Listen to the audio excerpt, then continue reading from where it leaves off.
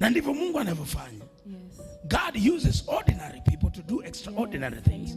Mungu huwa anatumia watu wa kawaida kufanya vitu visivyo vya kawaida. Hebu mtikize jirani yako, mwambie Mungu hutumia watu wa kawaida kufanya vitu visivyo vya kawaida. Amen. Ndio maana kwenye utumishi usisahau hicho kitu. Wewe ni mtu wa kawaida, lakini kwa neema ya Mungu, Mungu anakutumia kufanya vitu visivyo vya kawaida. Tuko pamoja watu wa Mungu. Ukisoma kitabu cha Acts of Apostles, Matendo ya Mitume sura ya 4, wakati Petro na Yohana walipokuwa wanaenda hekaluni kusali, wakamkuta mtu kiwete, right? Ameketi kwenye mlango mzuri, anaomba sadaka. Petro na Yohana wakamwambia huyu mtu, hatuna fedha, hatuna dhahabu, bali tulicho nacho ndicho tukupacho. Katika jina la Yesu wa Nazareth, inuka utembee. Yule mlemavu akainuka ghafla. Baada ya kuinuka, nini kikatokea? Watu wakawazingira, wakaanza kuwashangaa.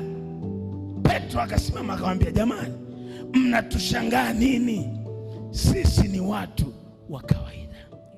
Aliyefanya hivi ni Yesu Kristo mliyemsulubisha. Haleluya. Mtumishi wa Mungu anayejijua yeye ni mwanadamu wa kawaida, mara zote atawaelekeza watu kwa Mungu anayetenda ndani yake. Tuko pamoja? Kwamba sio misuli yangu, sio elimu nilionayo, bali ni yeye aliyoko ndani yangu anayeniwezesha kufanya vitu ambavyo kwa kawaida nisingeweza kufanya. Paulo na Barnaba walipomponya na wao kiwete mwingine, watu wa mji wa Listra wakawazingira, wakataka kutoa dhabihu kwa ajili ya Paulo na Barnaba. Wakawabadilisha na majina, wakasema wewe Paulo ni Zeus, na ni Hermes, na huyu ni Zeus. Barnabas ni majina ya miungu. Yani walipoona ule muujiza, wakawapa majina hawa watumishi waliotumiwa. Na Biblia inasema kuhani wa ule mji akaleta dhabihu. Umeshasoma hiyo habari? Akaleta dhabihu ili atoe sadaka kwa ajili ya kumwabudu Paulo na Barnaba. Biblia inasema Paulo na Barnaba walipopata habari kwamba kupitia muujiza uliofanyika watu wanataka kuabudu, walifanya nini? Walirarua nguo zao, wakasema, ndugu zetu, sisi ni watu kama ninyi, lakini Kristo ndiye amefanya. What is my point? Inawezekana unajiona ni mtu wa kawaida sana, it's okay, lakini Mungu anataka kukutumia wewe kufanya vitu visivyo vya kawaida. Lakini pamoja na Mungu kukutumia kufanya vitu visivyo vya kawaida, usisahau kurudisha sifa, heshima na utukufu wote kwake mwenyewe. Sasa hivi tunaishi kwenye kizazi cha hatari, na ninamshukuru Mungu kwa ajili ya Pastor Panda. Unajua kwa nini namshukuru Mungu kwa ajili yake? Kwanza ni mnyenyekevu. Pamoja na hivyo, nilimpeleka kwenye shule sahihi. Chuo alichosoma huyu, hata wahubiria upupu hata siku moja. Mpe Bwana Yesu makofi. Unajua kanisa la Kristo limegeuka kuwa ni genge la wanyang'anyi.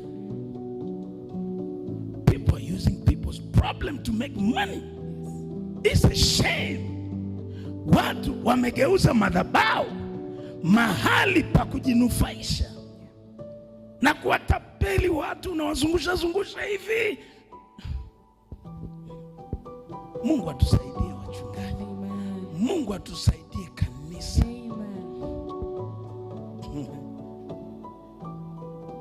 Tukisahau kwamba sisi ni watu wa kawaida, tutakubali vyeo. Sasa hivi kila mtu anatafuta namna kujipromote. Ndugu yangu, tuna kazi ya kumpromoti mmoja tu, kumpromoti Yesu Kristo, mwana wa Mungu aliye hai. Mtikise jirani yako, mwambie mpromoti Yesu. Na uzuri ni huu, the more you promote Jesus is the more he promotes you. Kadri unavyomuinua Kristo, na yeye anainuka na wewe. Lakini ukijiinua wewe, Mungu hagawani utukufu. Kuna siku atakushusha. Tunaelewana watu wa Mungu? Tunaelewana watu wa Mungu? Tunaelewana watu wa Mungu? Kwa hivyo mara nyingine Mungu akitutumia huwa tunasahau kwamba sio sisi, ni Mungu. Inawezekana Mungu amekupa sauti, unaimba, alafu unafika mahali unasema bila mimi ile praise haiwezi kusimama. You are crazy. Umeshasikia watu wa namna hiyo? Kwamba anadhania ni misuli yake ya Samsoni, kwamba bila mimi ile worship team haiwezi kusimama. You are wrong. Yes. Kwa taarifa yako, Mungu hakutegemei wewe. Yes. Wewe, yes, unamtegemea Mungu.